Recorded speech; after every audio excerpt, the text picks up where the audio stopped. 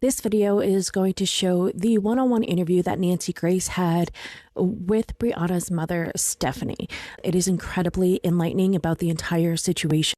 The communications that Stephanie had with Brianna that evening, some of the friction that was going on between Brianna and specifically two friends, it seems, in the group that she was with. This is also going to talk about the Austin PD and how they have handled everything thus far. And quite frankly, there's a lot of red flags in this situation, which is one of the biggest concerns that I have in this case. Following the tailgate, tensions rise as Brianna shares with her mother the intense arguments she has been having with her friends while they all stay in the same apartment. These disputes set the stage for the unimaginable. Breaking news tonight, a tailgate party shock. A gorgeous, young, glamorous Texas A&M honor student. Look at her. Beautiful on the inside and the outside. Brianna is dead. And in the wake of her death, a stranger, a passerby, finds her dead on the street. Her so-called friends all clam up. They go radio silent. They won't answer phone calls. They won't speak to her mother. They vanish to the four corners of the earth. Why? What happened to Brianna? That night, that day, her mother, Stephanie, had a premonition that Brianna should not go to the tailgate party with these friends. But it was a huge party, and Brianna had been home for Thanksgiving with her family, just so happy. She was already heading to law school. At this young age, she was so smart, she had taken classes ahead and had advanced quickly through Texas A&M. She was an Aggie. She was looking forward to taking the LSAT. She was ordering her Aggie ring with her mom. And suddenly she's dead? I'm Nancy Grace. This is Crime Stories. I want to thank you for being with us tonight. Tonight is important because the Austin PD are telling me that there's nothing suspicious about this case. And I call BS. Joining us tonight is a very special guest, a woman I've looked forward to speaking to. It's Brianna Aguilera's mother, Stephanie Rodriguez. Ms. Rodriguez, thank you for being with us. Hello, thank you. I do not believe your daughter, your beautiful girl, committed suicide. I want to start at the beginning. She came home for Thanksgiving. She had a wonderful time. She was happy, and she wanted to go to this big Longhorn showdown, big rivalry football game. What happened? So she came home for Thanksgiving. We enjoyed it. You know, she was a great big sister. She took her little brothers to the movies. She liked being happy. She was the life of the party. Entertained my fiance and I a whole night singing Phantom of the Opera, singing Wicked. You know, it was nothing out of the ordinary for me. This was the last thing that I was ever expecting to happen to my daughter. And so she left the early morning hours of Friday to the tailgate party. And she texted me when she got there. We had a rule. You get there, you text me, you call me, you don't put your phone on Do Not Disturb, and you don't turn off your location, especially because it's Austin. I was very worried about it. My fiance and I were actually going to travel up there with her to watch the game because we're big, huge football fans, as so is Brianna. And A&M has been undefeated up until that game. And, you know, something just said, like, we need to go with her. But we were exhausted. I'm a travel nurse, and he works out of town too, traveling also. So we just didn't make it. You know, we said, okay, well, no, we'll watch her from home. but Bree, please be safe. You know, text us if anything. Text us if anything. Don't trust anyone. And she said, yes, Mom, I know. So shortly, one thing led to the other. You know, she FaceTimed me the way that we had rules, showed me her outfit, was excited, was happy to be in Austin with her friends. But then shortly after 4 p.m., which was the last conversation I had with her, at 6 p.m., her phone went on Do Not Disturb, which to me was skeptical because that was one of our rules. But, you know, I had her on location, so I knew her whereabouts. Around 11 p.m., once the game was done, and she still didn't reply, she still didn't answer, that's when I started to grow more suspicion of what's going on. Her phone was still pinging in the same area, but it was pinging closer towards the woods because where the Rugby Complex Center is, the creek is right next to it. And of course, everyone's heard of the Ladybird like murder in Austin, and so you know, I of course I'm scared. You know, my daughter's little, she doesn't know how to defend herself, and I just said something's not right. So I made a call to Austin PD and I said, look, I'm looking for my daughter. She's not answering. She's not picking up. Can you please send someone to go and check the property, like whatever's going on, just to make sure that she's okay or that she didn't lose her phone or that she's not, you know, passed out by a creek. And so they told me that I had to wait 24 hours before I could file a missing persons report. I said, you all cannot even do a welfare check? And they said, no. I said, well, I have the location where she's at. So they said, no, she's probably intoxicated and, you know, she'll wake up and she'll call you in the morning. Whoa. Stephanie, wait a minute. So Austin PD tells you she's probably drunk? Yeah. Mm-hmm. And that she'll would probably turn up in the be morning. lying on the PD steps screaming. You see your daughter's phone pinging near a creek? She's not supposed to be near a creek. No. Wasn't the phone found in one of the friends' purse? Yes. Mm-hmm. Because I gave them the coordinates. And I gave them the location. Why would Brianna give her phone to a friend? I mean, you can't pry the phone out of my twins' hands. That would not happen. Exactly. She never did. And that's what to me was very, very skeptical. And I didn't believe it when they told me the following day that I still prompted Austin PD to go and try to look for my daughter because this had already happened. By the time that I was calling in again, my daughter had already been deceased for hours and I was not notified. When did you find out that your daughter had passed? I found out Saturday, that same Saturday at 4 p.m. in the afternoon. After they had already done a search in that area, found my daughter's phone in her friend's purse. After they instructed me to call all the jails in Austin. I'm not familiar with the area. To begin with, I don't like that city. And I had already called all the hospitals to make sure that she hadn't been, sent in or was injured or whatnot. So wait a minute. Let me understand, Mrs. Rodriguez, that the PD had you calling jails looking for your honor student grad that was on an accelerated program to get through undergrad, to get to law school. They told you to call the jails and the hospitals, and all the time your daughter is in the morgue? Exactly. Yes.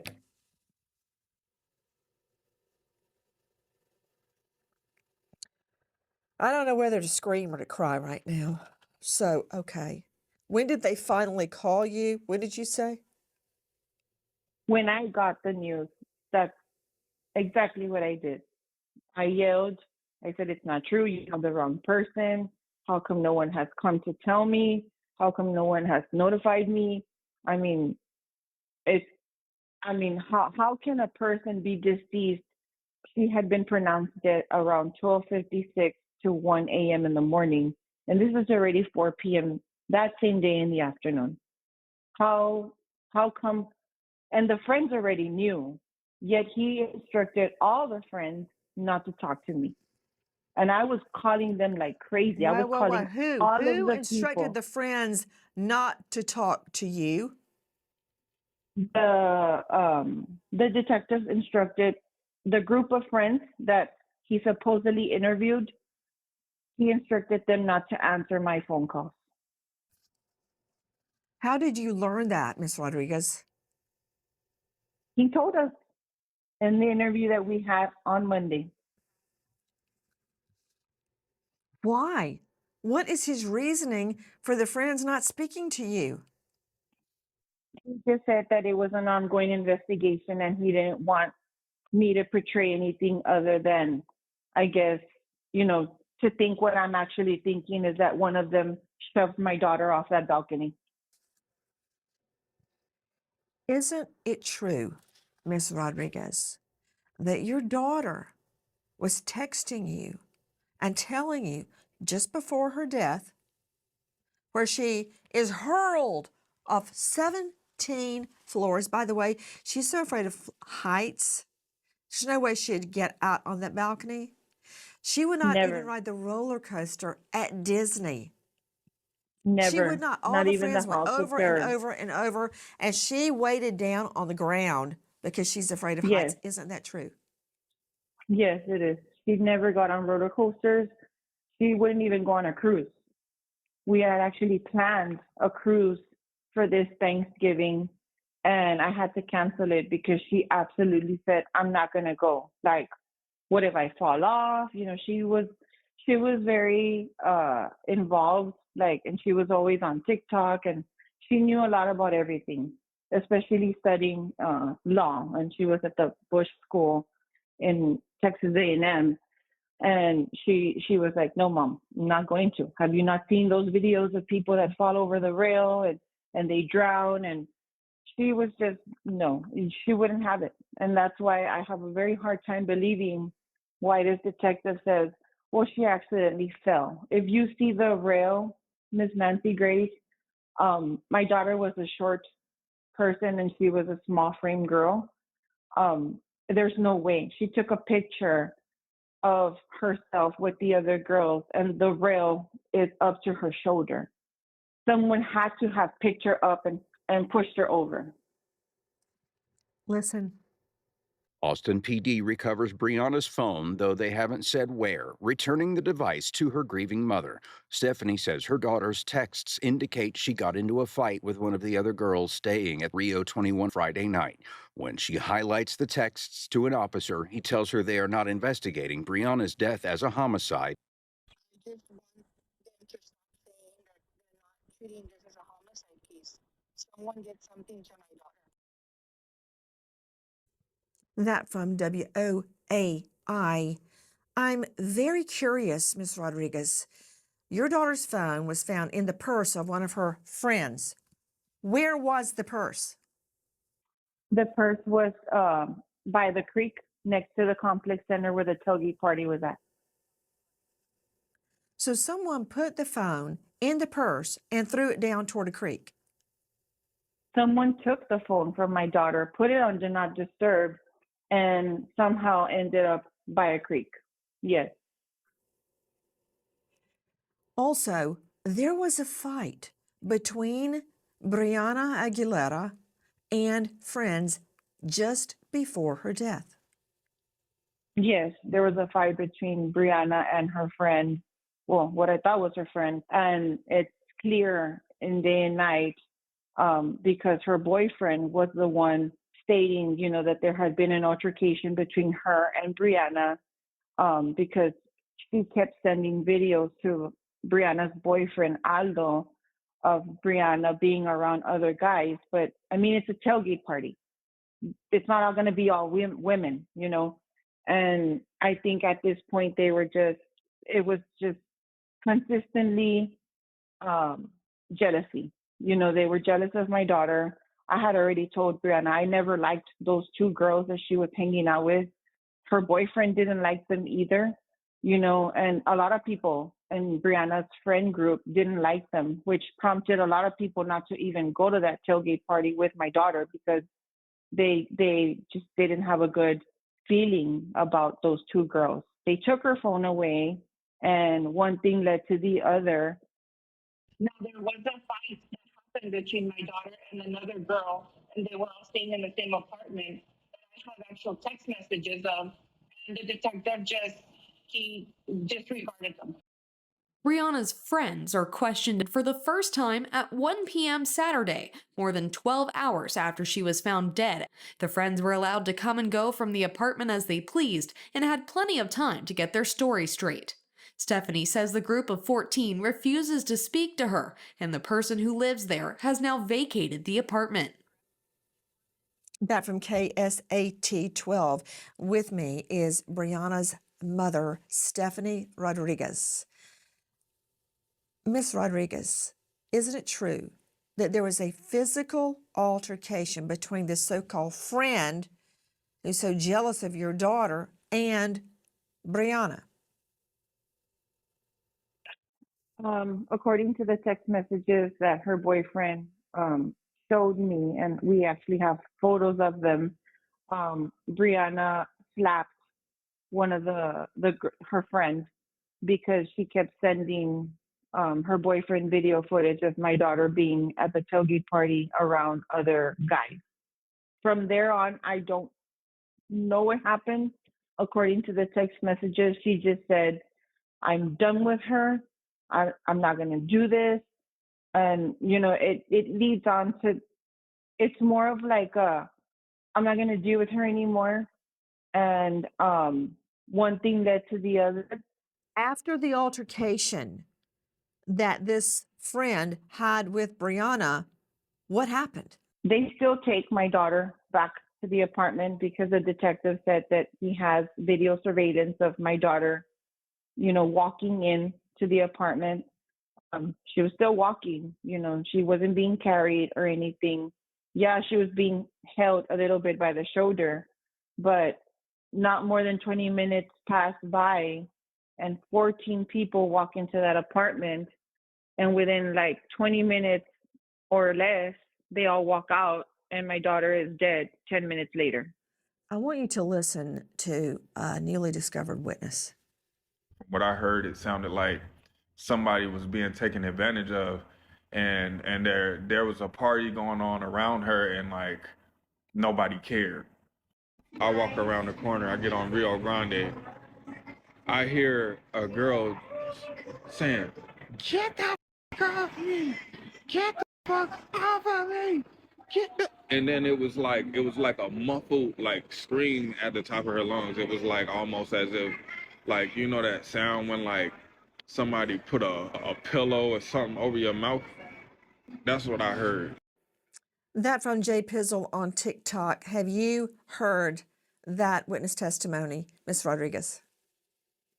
I actually heard that last night. And so my fiance and I, obviously this has been a very tragic loss for me. I just finished planning my daughter's funeral yesterday, making arrangements. And we actually Googled, and he actually searched up the person, the owner of that apartment.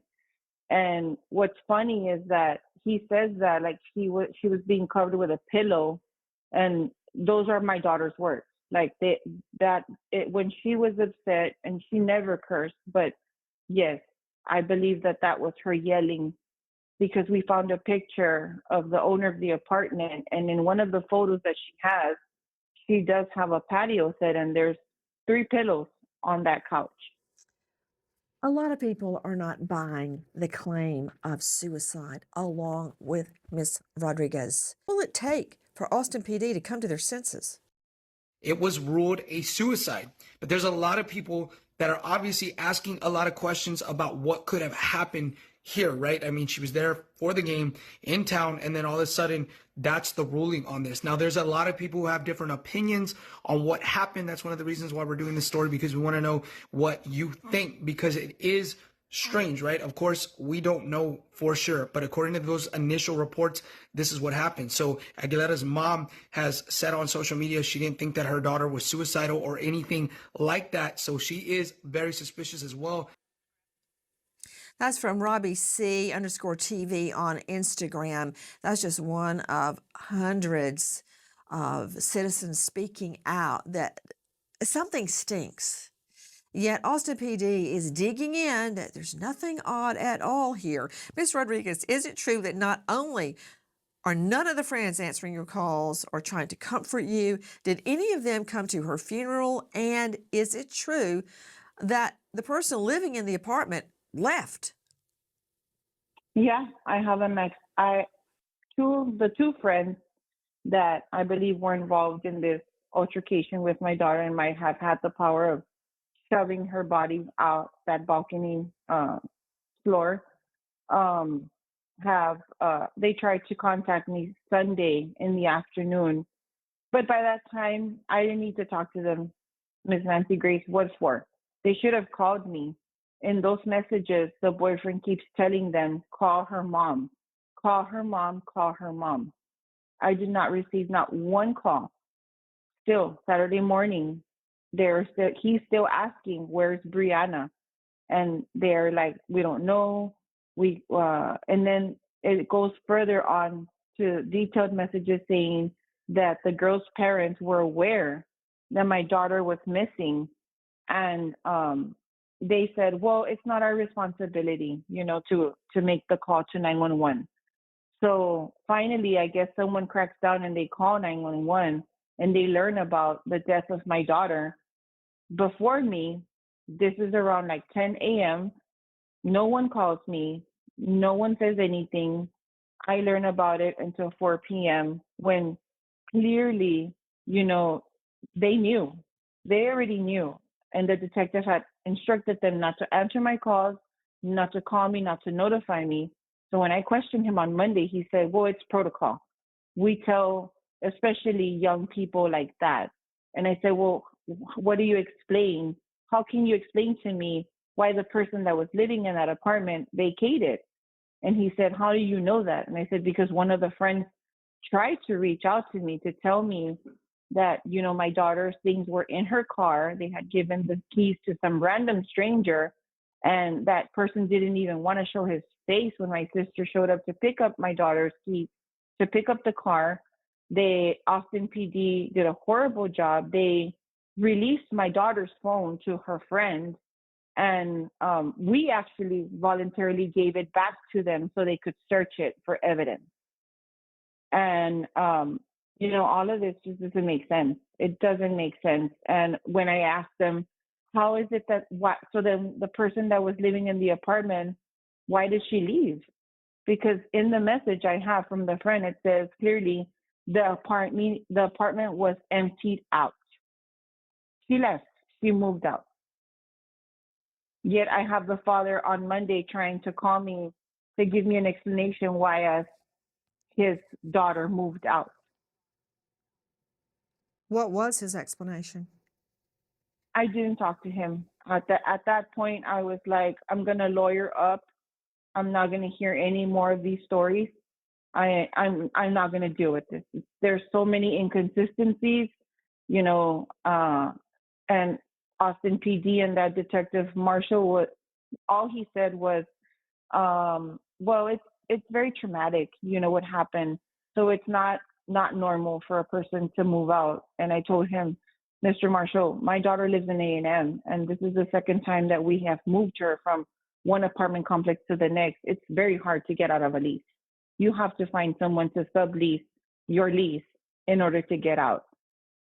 And mind you, where she was living, the girl, it wasn't cheap, So I just don't understand the theoretic mystery to them. I don't understand how they can say so easily, oh yes, it's very normal for people to move out. It's normal to move out when you're guilty and you're hiding something. Yes. But they had not checked Or if cameras. the lease was up, which it doesn't sound like it was, Let me ask you, Ms. Rodriguez, was Brianna ever bipolar? Had she ever been treated for depression? Had she ever Never. self-harmed? Was she depressed? Tell me about her. Never. My daughter was full of life. I mean, if anything, she was a cheerleader her whole life. She loved to cheer. She loved to be around people. She was so energetic.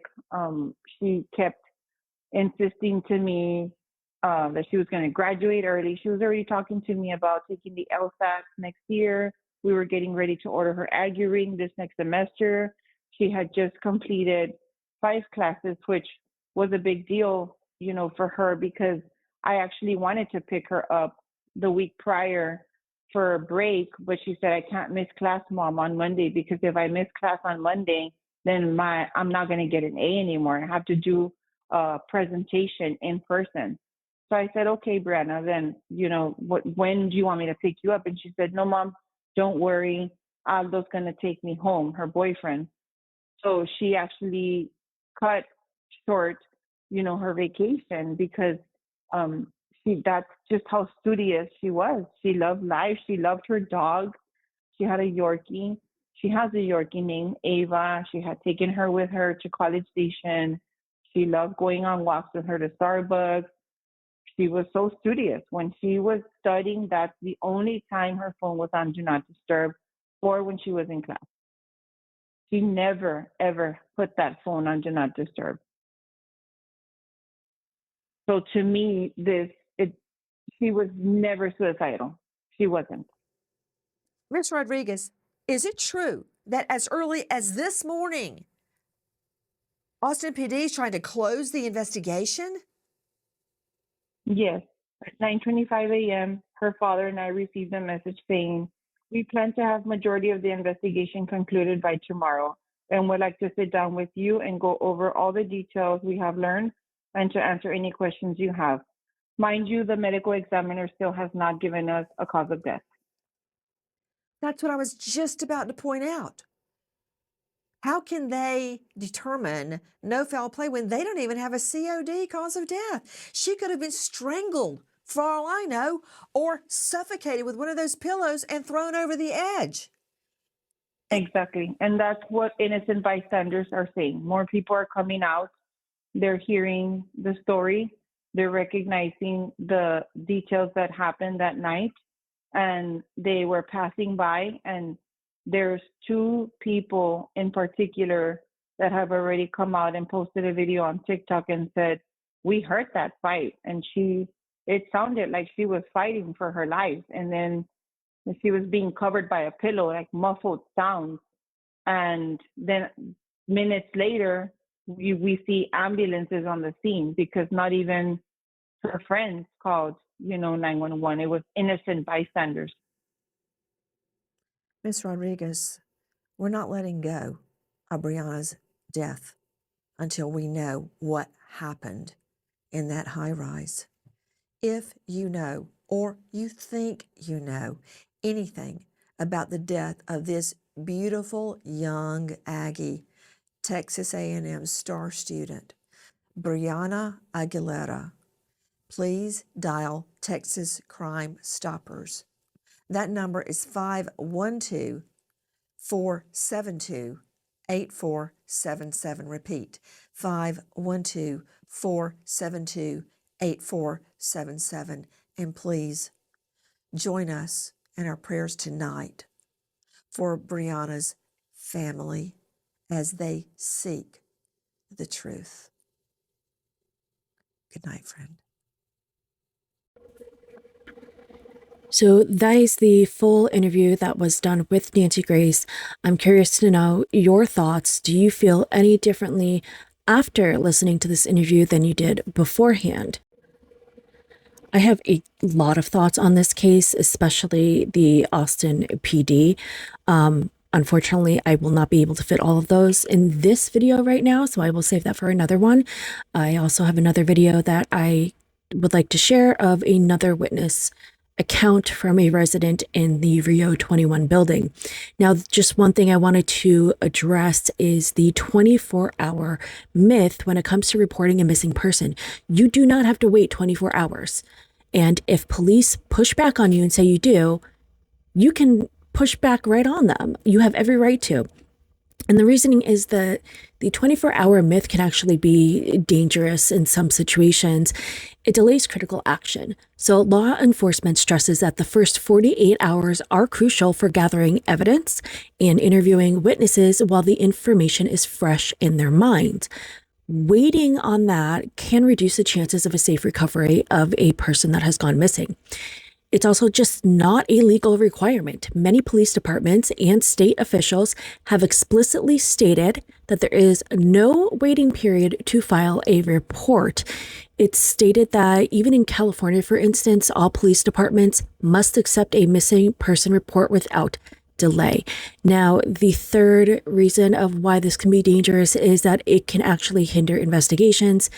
This myth leads to a delay in entering the person into missing person databases such as an Amber Alert or Silver Alerts, which require immediate action in a lot of cases. So just remember that it is a myth that you need to wait 24 hours to report a missing person. Thank you for taking the time to watch this and being here. And don't forget, what happens in the dark will always come into the light. I will see you in the next